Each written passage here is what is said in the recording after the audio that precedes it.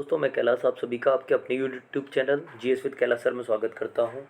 ये जो सीरीज़ आपके लिए लाई जा रही है, ये शाम को 6 बजे डेली प्रैक्टिस के लिए लाई जा रही है, जिसके द्वारा आप अपनी तैयारी को और बेहतर कर सकते हैं। तो यूपी लेखपाल, पुलिस तथा अन्य सीरीज के लिए आप चैनल को सब्सक्राइब करें और वीडियो को लाइक कर देंगे। जनगणना 2011 के अनुसार सर्वाधिक औसत साक्षरता वाले निम्नलिखित 4 जिलों का अवरोही क्रम क्या है। तो हम देखेंगे अवरोही क्रम क्या हो जाएगा। गौतम बुद्ध नगर, कानपुर नगर, औरैया और इटावा। चलिए बढ़ेंगे अगले क्वेश्चन की तरफ। उत्तर प्रदेश में राष्ट्रीय कथक संस्थान कहाँ स्थित है। देखिए, उत्तर प्रदेश का जो नृत्य है वो कौन सा है, कथक, और राष्ट्रीय कथक संस्थान जो है ये लखनऊ में स्थित है। बढ़ते हैं अगले क्वेश्चन की तरफ। निम्नलिखित में से कौन सुमेलित नहीं है। तो फतेहपुर सीकरी का निर्माण किसके द्वारा कराया गया, अकबर के द्वारा, सही सुमेलित है। जौनपुर सिटी का निर्माण फिरोज शाह तुगलक के द्वारा, ये भी ठीक हो जाता है। जौना खान की याद में जौनपुर सिटी का निर्माण कराया गया था। जौना खान कौन था, मोहम्मद बिन तुगलक। आगरा सिटी की स्थापना सिकंदर लोदी के द्वारा की गई, ये भी ठीक हो जाता है। जामा मस्जिद का जो निर्माण था, जामा मस्जिद का निर्माण शाहजहाँ के द्वारा नहीं कराया गया। दिल्ली में जामा मस्जिद का जो निर्माण कराया गया था शाहजहाँ के द्वारा कराया गया। चलिए बढ़ेंगे अगले क्वेश्चन की तरफ। निम्नलिखित में से कौन उत्तर प्रदेश के मुख्यमंत्री नहीं रहे। तो हम जानते हैं उत्तर प्रदेश के मुख्यमंत्री गोविंद वल्लभ पंत रहे, पहले मुख्यमंत्री थे। राम नरेश यादव रहे और सुश्री मायावती भी कई बार उत्तर प्रदेश के मुख्यमंत्री रह चुकी हैं। तो आंसर क्या हो जाएगा, नित्यानंद स्वामी। ये कभी उत्तर प्रदेश के मुख्यमंत्री नहीं रहे। बढ़ते हैं अगले क्वेश्चन की तरफ। गीडा क्या है। तो गोरखपुर औद्योगिक विकास प्राधिकरण, गोरखपुर औद्योगिक विकास प्राधिकरण जो है, इसे हम किस नाम से जानते हैं, इसे हम गीडा के नाम से भी जानते हैं। ये हो जाएगा गोरखपुर इंडस्ट्रियल डेवलपमेंट अथॉरिटी। छठवां क्वेश्चन देखते हैं। 20 सूत्रीय आर्थिक कार्यक्रम प्रथम बार किस वर्ष प्रारंभ किया गया। तो ये जो प्रारंभ किया गया 20 सूत्रीय आर्थिक कार्यक्रम जो था 1975 में। निम्नलिखित में से कौन खरीफ की फसल नहीं है। तो हम देखते हैं निम्नलिखित में से कौन सी खरीफ की फसल नहीं है। चावल, कपास और मक्का, तीनों किस प्रकार की फसल हैं, तीनों ही खरीफ की फसल हैं, जो ग्रीष्मकालीन फसल कही जाती हैं। ये जून जुलाई में बोई जाती हैं और अक्टूबर नवंबर में इन्हें काट लिया जाता है। जबकि जो गेहूं की फसल है, इसे शीतकालीन फसल की श्रेणी में रखा जाता है, यानी ये रबी की फसल है। गेहूं की फसल जो है ये रबी की फसल है। और गेहूं के अलावा जौ, चना, मटर, सरसों, मसूर, राई तथा आलू, ये सभी रबी की फसलें होती हैं, जो अक्टूबर नवंबर में बोई जाती हैं और मार्च अप्रैल में इन्हें काट लिया जाता है। रबी की फसल और खरीफ की फसलों के अलावा एक प्रकार की फसलें हैं, वो हैं जायद की फसलें, जिन्हें शीत एवं ग्रीष्म फसल के मध्य की फसल कहा जाता है। इनमें तरबूज, खरबूज, ककड़ी, खीरा, भिंडी आदि विभिन्न प्रकार की सब्जियों की खेती की जाती है।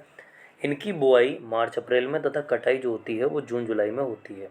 तो यहाँ पूछा गया खरीफ की फसल नहीं है, तो गेहूँ जो है कैसी फसल है, रबी की फसल। चावल, कपास और मक्का, ये तीनों किस प्रकार की फसल हैं, खरीफ की।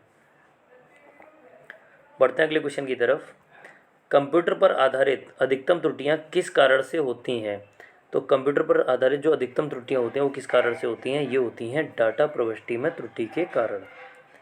चलिए, विश्व की सबसे बड़ी मीठे पानी की झील। तो विश्व की सबसे बड़ी मीठे पानी की झील जो है ये आपकी अफ्रीका में स्थित है और नाम क्या हो जाता है, विक्टोरिया। विक्टोरिया झील विश्व की सबसे बड़ी मीठे पानी की झील है, जो केन्या, तंजानिया और युगांडा के मध्य स्थित है, अफ्रीका महाद्वीप में।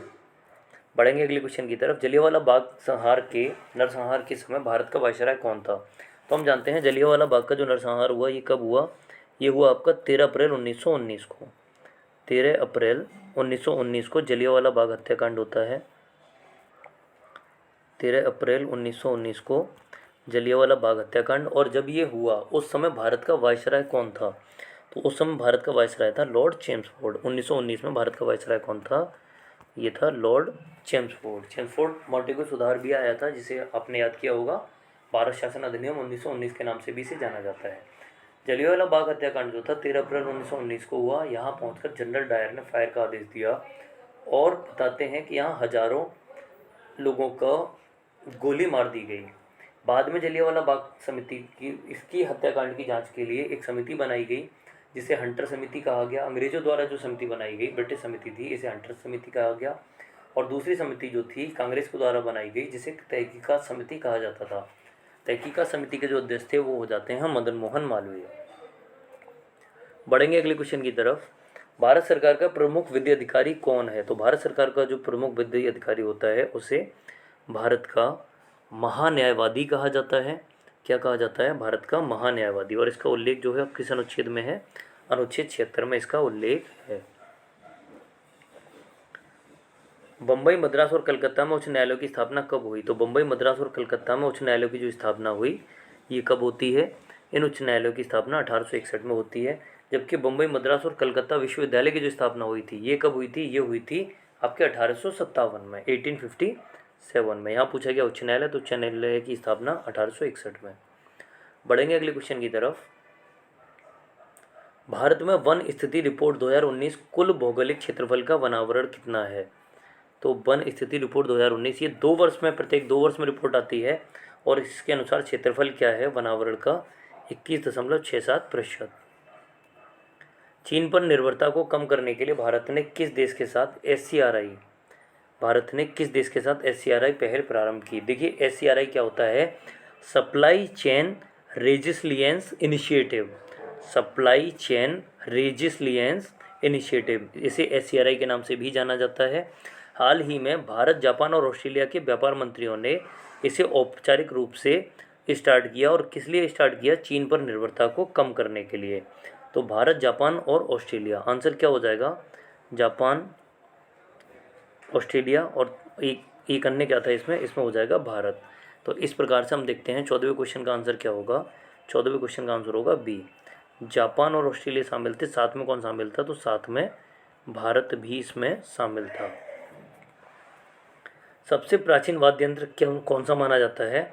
तो सबसे प्राचीन वाद्य यंत्र जो माना जाता है ये माना जाता है वीणा। और वैसे भी हम देखते हैं जो विद्या की देवी कही जाती है सरस्वती, वो कौन सा यंत्र अपने हाथ में रखती हैं? वीणा। हम उन्हें वीणा वादिनी भी कहते हैं। स्वर्ण प्रमुख रूप से कहाँ पाया जाता है? सोने के भंडार जो पाए जाते हैं, अभी एक मूवी आई थी जिससे आप KGF के नाम से जानते हैं, Kolar gold factory. KGF movie आई थी और उसमें सोने के भंडार से संबंधित ही प्रावधान दिखाए गए थे। तो इस प्रकार से हम देखते हैं सोने के भंडार जो हैं ये कहाँ पाए जाते हैं? ये पाए जाते हैं कर्नाटक के कोलार ज़िले में, कर्नाटक।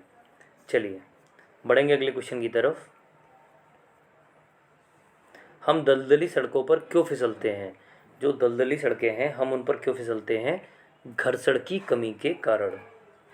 किस मंत्रालय द्वारा हाल ही में ग्लोबल बायो इंडिया 2021 का आयोजन किया गया? तो हम देखेंगे इसका जो आयोजन किया गया किसके द्वारा किया गया? विज्ञान एवं प्रौद्योगिकी मंत्रालय के द्वारा। भारतीय राष्ट्रीय जैविक विविधता प्राधिकरण कब स्थापित किया गया? तो भारतीय राष्ट्रीय जैविक विविधता प्राधिकरण जो था ये 2003 चेन्नई में स्थापित किया गया।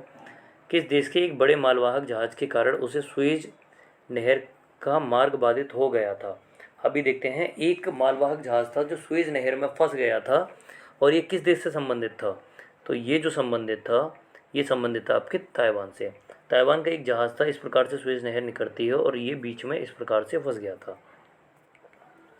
देश का सबसे बड़ा मल्टी मॉडल लॉजिस्टिक पार्क किस शहर में बनाया जा रहा है? तो देश का सबसे बड़ा मल्टी मॉडल लॉजिस्टिक पार्क जो है ये किस शहर में बनाया जा रहा है? ये बनाया जा रहा है आपके अहमदाबाद शहर में। बढ़ेंगे अगले क्वेश्चन की तरफ। संसद के दोनों सदनों का सत्रावसान कौन करता है? तो संसद के दोनों सदनों का जो सत्रावसान किया जाता है, सदनावसान कह सकते हैं इसे, किसके द्वारा किया जाता है? राष्ट्रपति के द्वारा। 2011 की जनगणना के अनुसार सर्वाधिक कुल शहरी जनसंख्या वाला राज्य कौन सा है? तो 2011 की जनगणना के अनुसार सर्वाधिक शहरी जनसंख्या वाला जो राज्य था ये था आपका महाराष्ट्र। बघीरा पक्षी विहार कहाँ स्थित है? तो बघीरा पक्षी विहार जो है उत्तर प्रदेश में स्थित है। और उत्तर प्रदेश में कहाँ?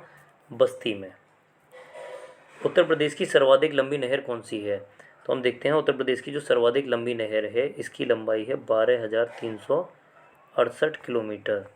12,368 किलोमीटर। और ये कौन सी नहर हो जाती है? शारदा नहर। शारदा नहर यूपी नेपाल सीमा के समीप गोमती नदी के किनारे बनवासा स्थान से निकलती है और ये उत्तर प्रदेश में बहने वाली, यानी उत्तर प्रदेश के 12,368 किलोमीटर क्षेत्र में बहने वाली सबसे लंबी नहर है। दोस्तों ऐसी सीरीज़ को कंटिन्यू करने के लिए आप सभी लोग एक बार चैनल को सब्सक्राइब कर देंगे, वीडियो को अधिक से अधिक शेयर कर दें जिससे अधिक से अधिक लोग इससे जुड़ पाएँ और ये सीरीज़ आपके लिए डेली बेसिस पर लाई जाती रहे। इसके अलावा और भी सीरीज़ हैं जो जल्दी ही शुरू की जा रही हैं, आप उनसे भी जुड़ें।